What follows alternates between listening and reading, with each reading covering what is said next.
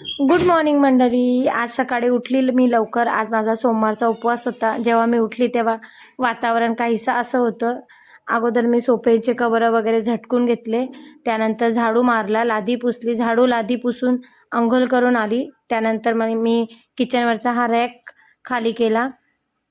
हे बघा मी किती छान मोठ आणलेले आहे मठाला. त्यानंतर मग मी इथं जरा मला आज डीप क्लिनिंग करायची होती मंदिराची.